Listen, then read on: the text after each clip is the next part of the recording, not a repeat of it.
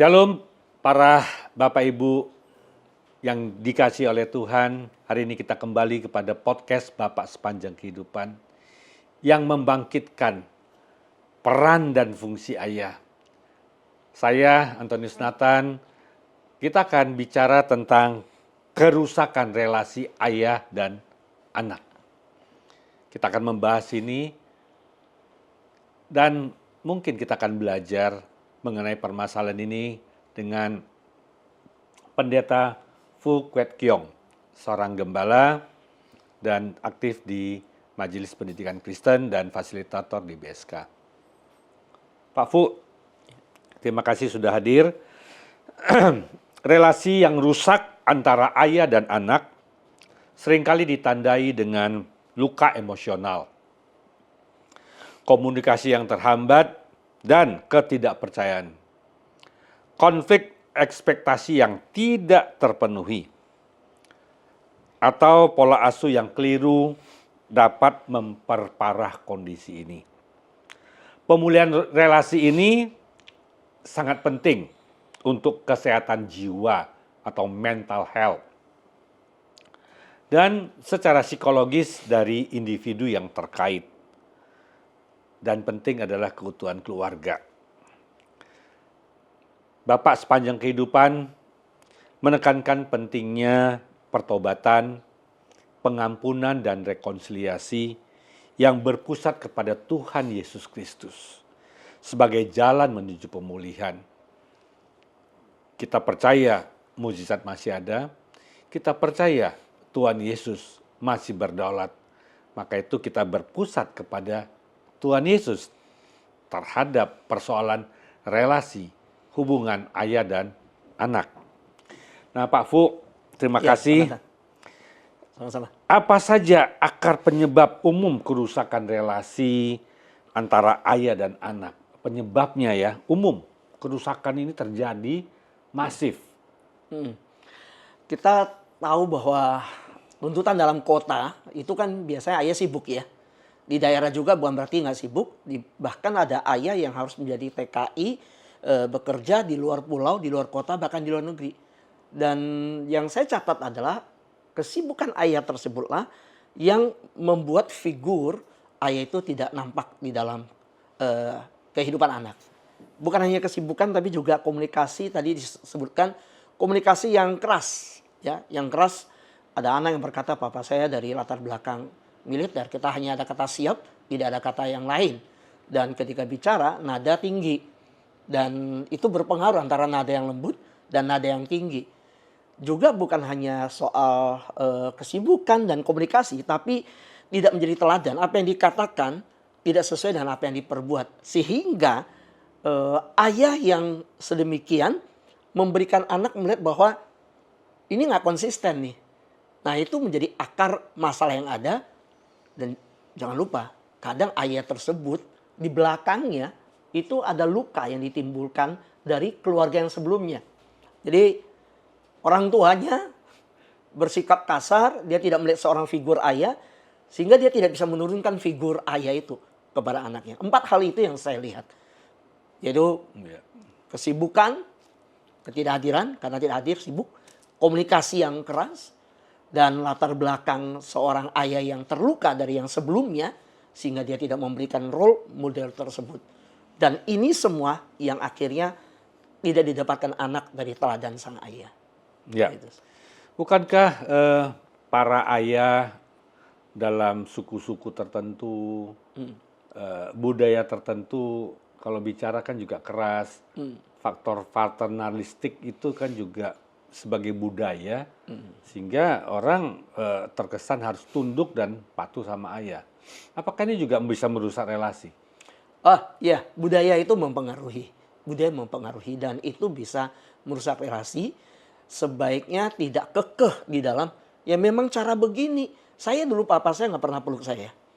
Dan di daerah kami seorang ayah itu bisa geplak kepala anak. Seperti itu. Tapi kita tidak bisa mengeneral hal itu sebagai sesuatu yang harus diterima oleh generasi selanjutnya. Saya melihat bahwa perlu modernisasi perlu menghadirkan sebuah budaya yang berlandaskan nilai-nilai kekristenan. Jadi Christian worldview itu harus memberikan pengaruh pada budaya yang ada. Contoh, kalau kita dari budaya yang sebelumnya, waktu duduk di meja makan ayah, anak nggak boleh duduk. Ayah makan dulu. Selesai makan, meja dibereskan, maka kita baru boleh duduk makan di situ. Itu budaya yang ada pada saya dan keluarga kami. Ya. Tapi setelah percaya kepada Tuhan Yesus, saya nggak mau pakai budaya itu di keluarga kami. Ayah saya dulu nggak pernah manggil, ayo nak duduk makan sama-sama duduk, ayo ini makan, enggak. Tapi, papa lagi makan, jangan ganggu. Minggir, gitu. Tapi sekarang kan setelah kita percaya Yesus, kita duduk, yuk anak duduk yuk. Malah kita giliran berdoa, ayo kami yang doa. Saya pikir budaya harus disaring, tapi budaya yang baik bisa diterima, budaya yang bertentangan dengan firman Tuhan harus kembali kepada firman. Ya. Jadi Bapak Ibu sekalian, budaya mempengaruhi situasi kondisi, mempengaruhi hubungan antara ayah dan anak, dan ini merusak relasi. Nah, kita perlu mempelajari bagaimana prinsip-prinsip Alkitab. Karena kita percaya Kristus sebagai pusat daripada kehidupan kerohanian kita. Alkitab mengajarkan tentang pengampunan, rekonsiliasi.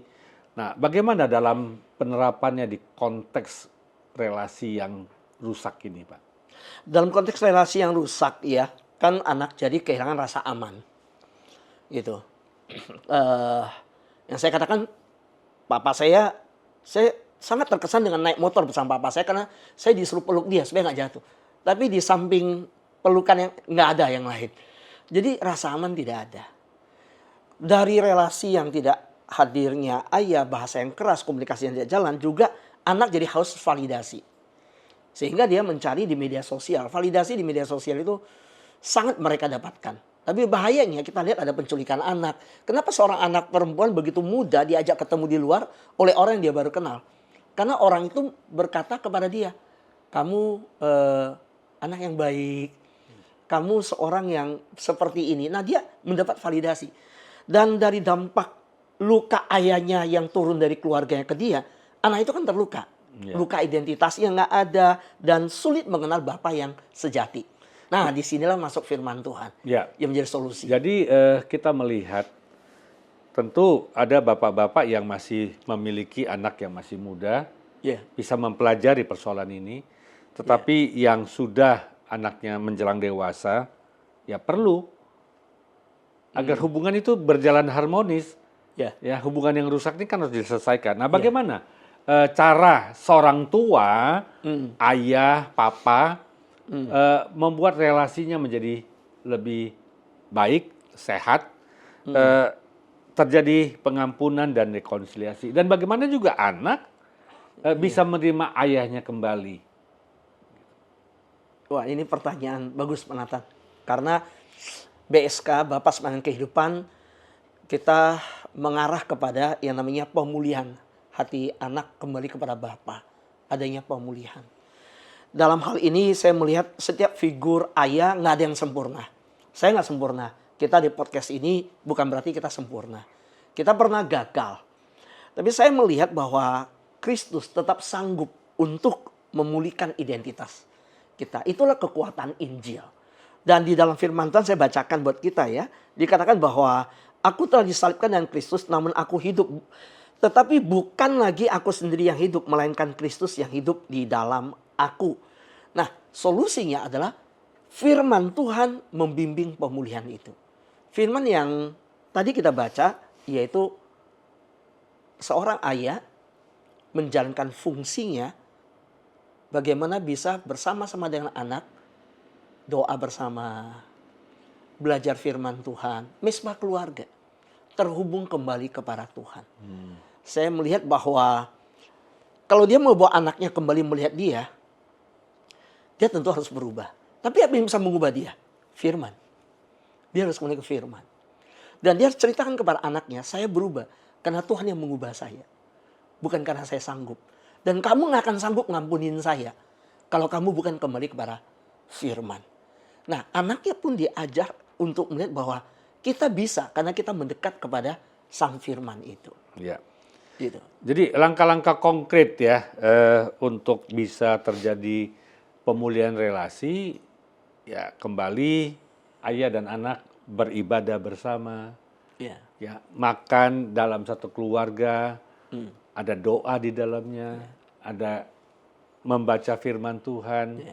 ada saling komunikasi yang bicara seputar tentang Alkitab. Dan ini membuat keluarga ini menjadi pulih dan merasakan ada kasih Tuhan di dalam keluarga ini.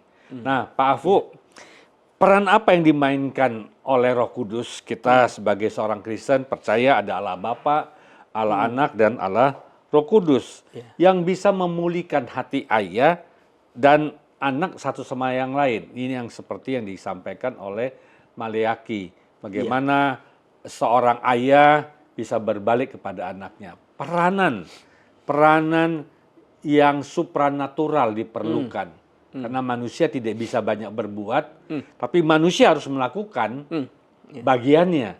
Dan Tuhan melakukan bagiannya. Menurut Bapak sebagai seorang hamba Tuhan, apa yang terjadi? Nah, ini yang terpenting. Wah, ini luar biasa. Karena podcast ini direkam 1 hari setelah Pentakosta. Kita kan kemarin baru bersama-sama gereja Tuhan memperingati pencurahan Roh Kudus. Hari Pentakosta. Di dalam visi BSK, kita ambil dari Maleaki pasal 4 ayat 5 dan 6. Saya izin bacakan ya. Ia akan membuat hati bapak-bapak kembali kepada anak-anaknya. Dan hati anak-anak kepada bapak-bapaknya. Hati berbalik ini adalah bertobat, pertobatan.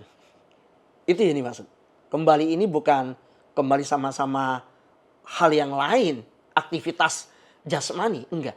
Tapi Tuhan berkata, aku memberikan hati yang baru kepadamu.